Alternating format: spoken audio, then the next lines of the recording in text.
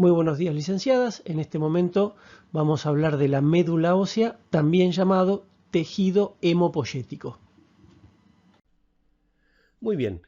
La médula ósea por definición es un órgano que se encuentra en el interior de los huesos y que, como todo órgano, está formado por dos grandes elementos, que son el parénquima y el estroma.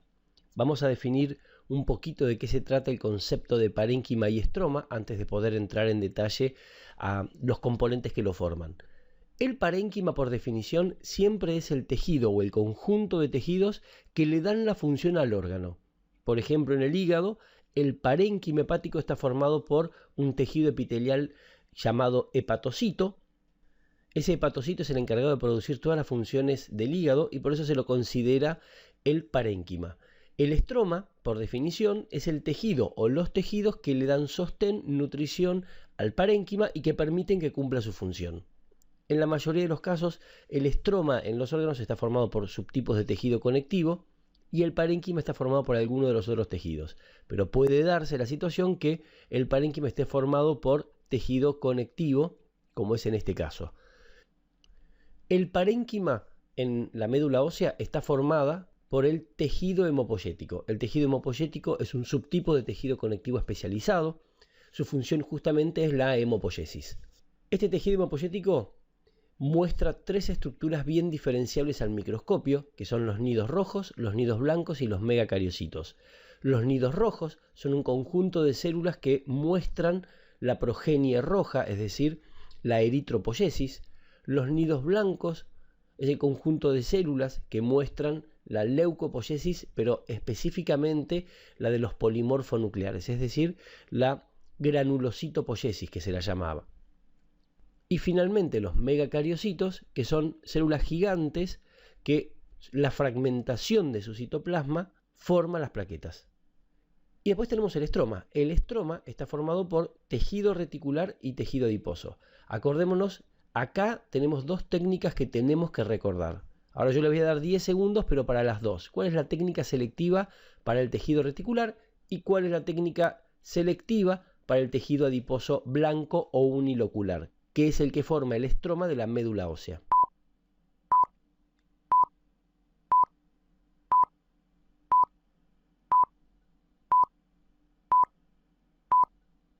Acordémonos, para tejido reticular, la técnica selectiva de tinción era impregnación argéntica o PAS, Periodic Acid Shift. Y para tejido adiposo blanco o unilocular, las técnicas sudanes. Y una característica de la médula ósea es que está ricamente vascularizado. Tiene un compartimento que se llama compartimento hemopoyético y un compartimento que se llama compartimento vascular. El hemopoyético está formado por las estructuras parenquimatosas y el vascular vamos a tener una gran vena central que ocupa el centro de la médula ósea y gran cantidad de sinusoides, de capilares sinusoides que desembocan en esa vena central. Una característica es que el parénquima se distribuye de forma muy selectiva en relación a los sinusoides. De esta manera, siempre los megacariocitos están apoyados contra los sinusoides. Muy cerca de los sinusoides tenemos a los nidos rojos y muy lejos de los sinusoides los nidos blancos. Y está bien porque los nidos blancos que forman a los leucocitos polimorfonucleares, una de las características que tiene una célula polimorfonuclear madura es que puede migrar. Por eso puede estar lejos de los sinusoides. En cambio, los nidos rojos que forman a los glóbulos rojos, esa célula no tiene la habilidad de poder movilizarse, al igual que las plaquetas, que son fragmentos citoplasmáticos de los megacariocitos. Fíjense que cuando uno observa la médula ósea y mira al parénquima hemopoyético en relación al componente vascular, la gran vena central tiene múltiples sinusoides que le desembocan y vamos a encontrar a los elementos del parénquima hemopoyético distribuidos en relación a estos sinusoides. Siempre los megacariocitos apoyados contra el sinusoide para que su fragmentación me dé a las plaquetas. Después vamos a tener a los nidos rojos muy cerca del sinusoide para que justamente una vez que esté madura la célula, una vez que tengamos el reticulocito, puede ingresar al torrente vascular rápidamente, y los nidos blancos lejos para que su migración permita mostrar una maduración de estas células. Los megacariocitos son células gigantes que presentan un solo núcleo multilobulado, presenta gran cantidad de lóbulos y una característica que tiene es que es poliploide. Ahora más adelante vamos a explicar qué significa eso, pero por lo pronto es una célula gigante con un núcleo multilobulado y poliploide. Siempre están apoyados contra el sinusoide y presenta un citoplasma fuertemente acidófilo con una gran cantidad de gránulos que son los mismos gránulos que presenta el granulómero de las plaquetas. Porque la fragmentación citoplasmática de los megacariocitos es la que me produce las plaquetas. Una plaqueta es un fragmento de un megacariocito y por ende la fragmentación de los megacariocitos producen las plaquetas que caen directamente al torrente sanguíneo. Una característica como dato llamativo de estos megacariocitos, como les había comentado previamente, es que es una célula poliploide. Poliploide significa que tiene juegos extra de cromosomas múltiplos de 23. Lo que hace esta célula es que su ciclo celular es muy llamativo. Puede duplicar el tamaño citoplasmático durante la interfase, pero cuando quiere comenzar la división celular no puede romper la envoltura nuclear. Como pasó por la fase S y duplicó su ADN, cada vez que da una vuelta en su ciclo celular, esta célula crece en tamaño, duplica su citoplasma, por ende, y también duplica su contenido de ADN, pero como no puede romper la envoltura nuclear, ese ADN duplicado queda dentro del núcleo y la célula, en lugar de dividirse, vuelve a G1, donde vuelve a duplicar el tamaño citoplasmático. Pasa por S, vuelve a duplicar el ADN, pasa por G2, sigue creciendo de tamaño hasta llegar al doble del tamaño celular, que son las características de la interfase. Eso lo vamos a ver en las clases de biología celular en detalle, cómo es el ciclo celular en todas las células. Y nuevamente cuando quiere comenzar la división celular no puede romper la envoltura nuclear y pasa nuevamente a G1. Entonces fíjense que cada vez que da una vuelta en el ciclo, esta célula aumenta su tamaño citoplasmático, cosa que está muy bien porque esta célula, recordemos que pierde citoplasma sistemáticamente por fragmentación para producir las plaquetas, duplica su ADN porque está obligada a pasar por la fase S y cuando quiere comenzar la división celular no puede hacerla porque no puede romper la envoltura nuclear. Cuando uno los mira al microscopio, a los megacariocitos, ve que son células gigantes que presentan un núcleo multilobulado de cromatina densa, y un citoplasma fuertemente acidófilo que corresponde a los gránulos del factor plaquetario 4 y la serotonina que tienen en el interior los trombocitos o plaquetas. Cuando uno lo mira con mayor aumento, una de las características que van a ver en las clases prácticas es que puede confundirse con un osteoclasto, porque prácticamente tienen el mismo tamaño, un color citoplasmático similar, y el núcleo multilobulado del megacariocito puede confundirse con una célula multinucleada como es el osteoclasto. Acordémonos que el osteoclasto presenta múltiples núcleos y el megacariocito presenta un solo núcleo multilobulado. Ahora que ya nos quedó bien en claro cómo es que se forman las plaquetas, vamos a empezar a hablar un poco de cómo se forman los glóbulos rojos, o sea, cómo es la eritropoyesis. La eritropoyesis es el proceso que genera glóbulos rojos a partir de una célula madre y que tiene como característica que hay un grupo de células que se van modificando en su contenido y en su forma nuclear para poder finalmente producir al glóbulo rojo. Las células de la eritropoyesis son el proeritroblasto, el eritroblasto basófilo, el eritroblasto policromatófilo, el eritroblasto ortocromático, también llamado ortocromatófilo o normoblasto, el reticulocito y finalmente el eritrocito.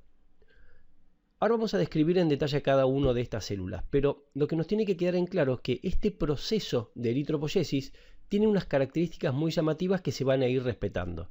Por lo pronto, nosotros vamos a arrancar por una célula que presenta un núcleo de cromatina laxa y un citoplasma bien basófilo porque tiene una gran cantidad de ribosomas libres formando poliribosomas, y vamos a terminar en una masa citoplasmática anucleada bien acidófila donde solamente va a haber una proteína llamada hemoglobina.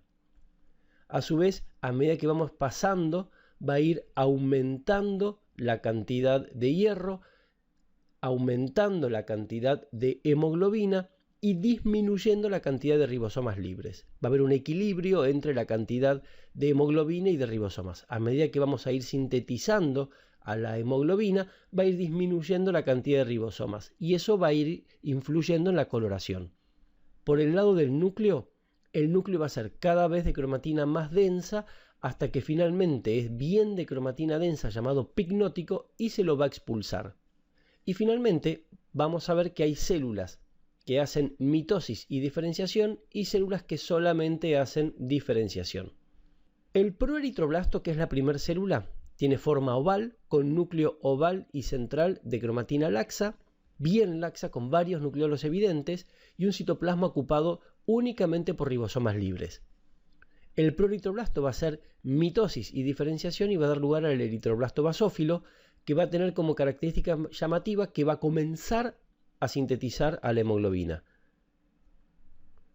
Esta célula, el eritroblasto basófilo, va a hacer mitosis y diferenciación y va a generar al eritroblasto policromatófilo. El eritroblasto policromatófilo ya va a tener un citoplasma con la mitad ocupada por la hemoglobina y la otra mitad ocupada por ribosomas libres, de ahí su nombre policromatófilo.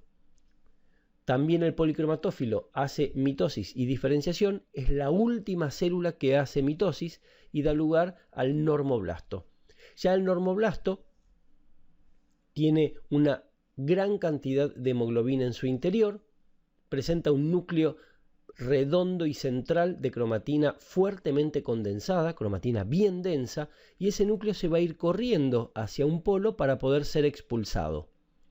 Una vez que se produce la expulsión nuclear, después vamos a ver que este núcleo va a ser fagocitado por un macrófago, el normoblasto se diferencia a reticulocito. El reticulocito tiene la misma forma que el glóbulo rojo, pero tiene todavía restos de ribosomas libres en su interior y el reticulocito comienza a circular en sangre y una vez que pierde ese contenido de ribosomas libres se diferencia a eritrocito. Una característica del reticulocito es que hasta un 1% de reticulocitos en sangre es fisiológico. Lo que vamos a ver es que se puede identificar a los reticulocitos y separarlo de los eritrocitos por medio de una técnica que se llama azul brillante de Crecilo, que es lo que vamos a hablar en la imagen siguiente.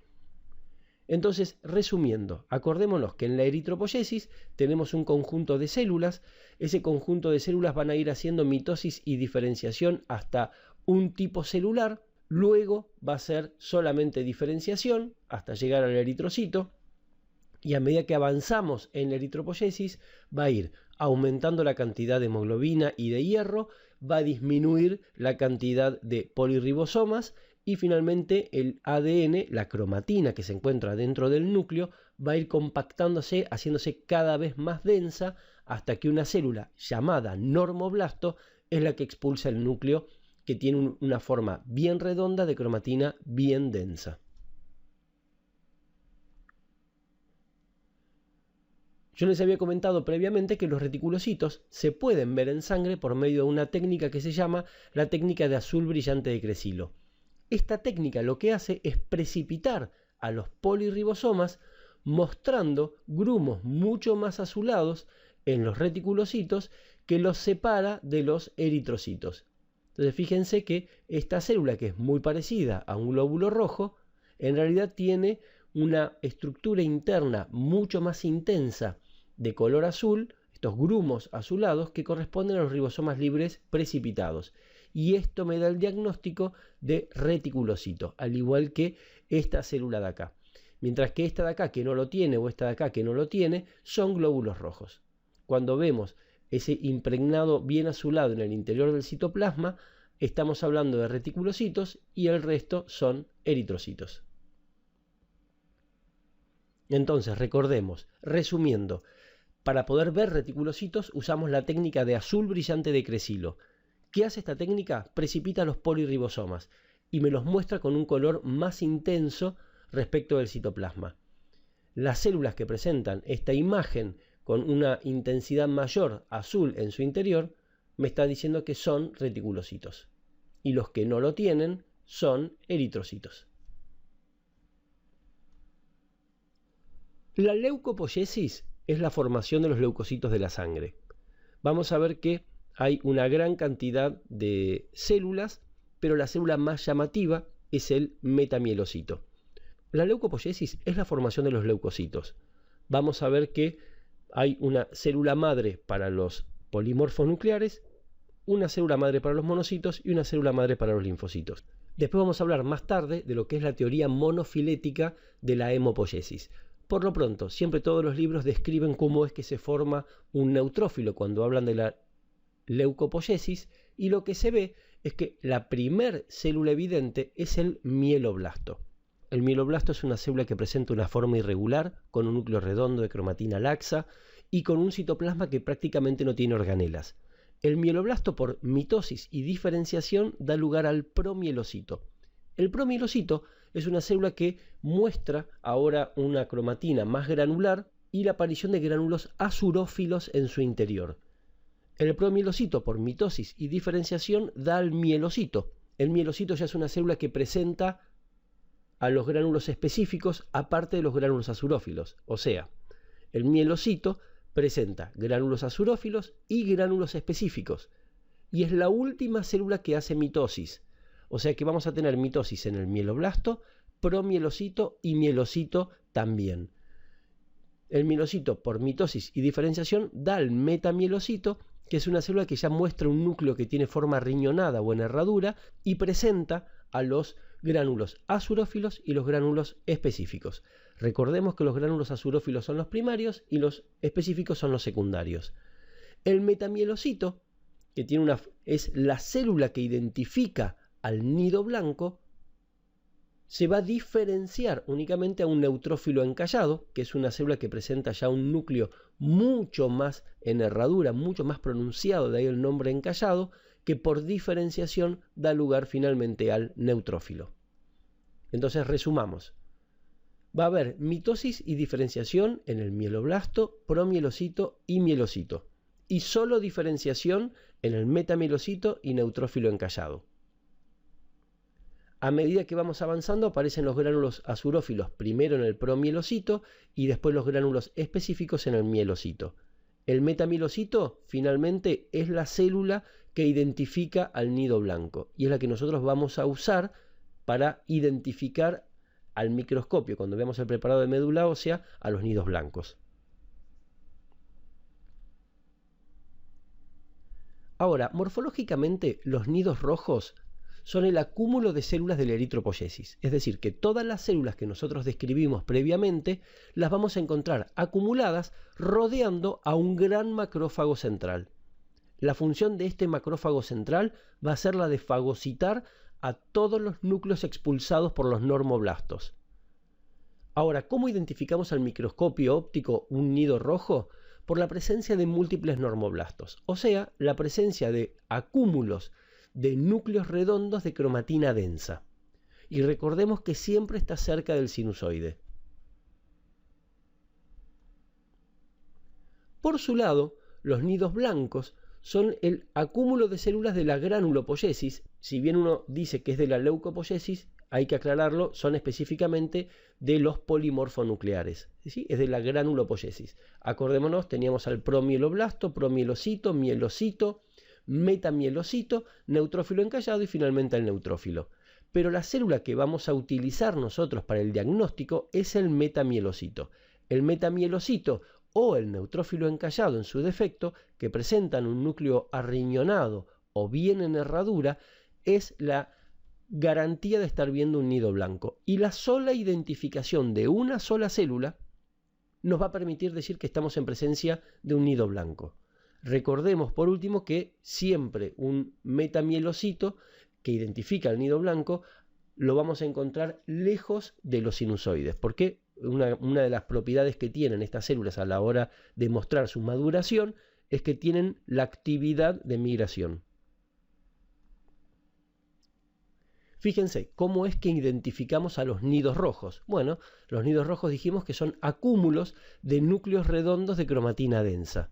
Entonces, donde yo vea núcleos redondos de cromatina densa, estoy viendo nidos rojos. Vean que acá tenemos células adiposas que forman parte del estroma de la médula ósea.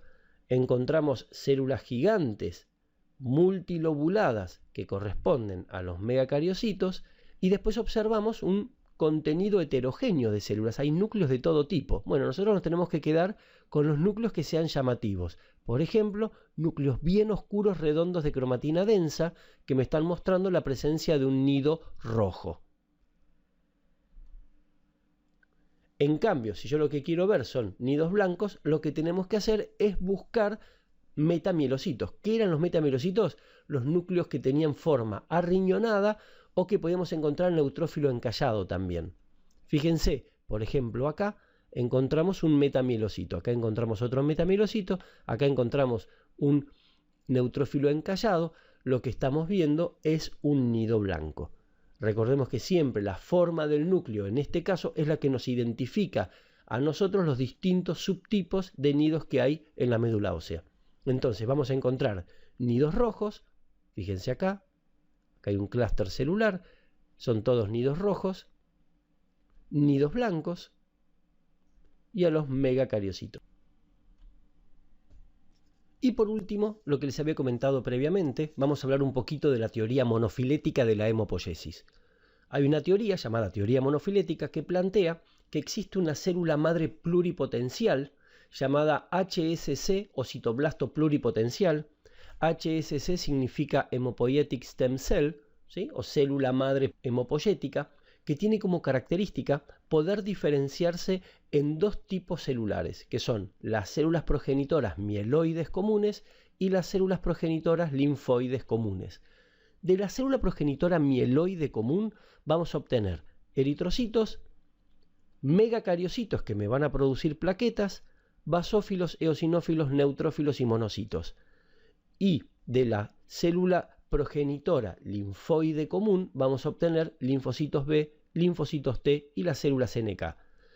Fíjense que de un solo tipo celular yo obtengo todos los tipos celulares de los elementos formes o figurados de la sangre. Esto me habla que existe una sola célula encargada de producir todo, que es el citoblasto pluripotencial o HSC.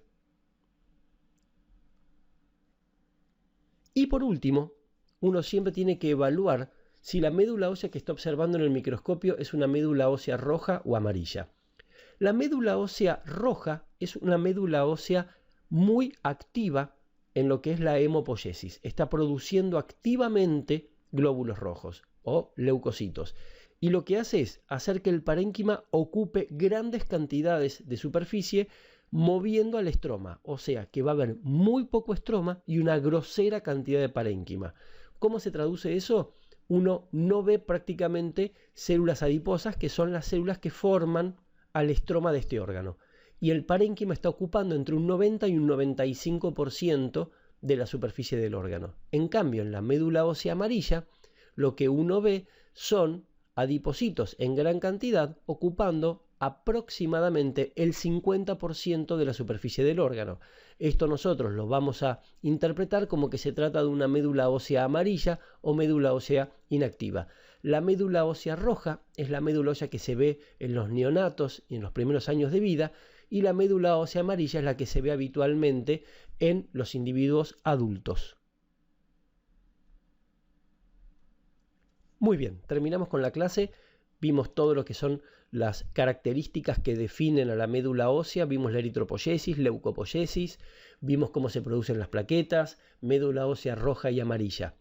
Espero que haya sido lo suficientemente claro a la hora de la clase. Saben que cualquier duda nos pueden escribir, que rápidamente les vamos a responder. Hasta luego, gente.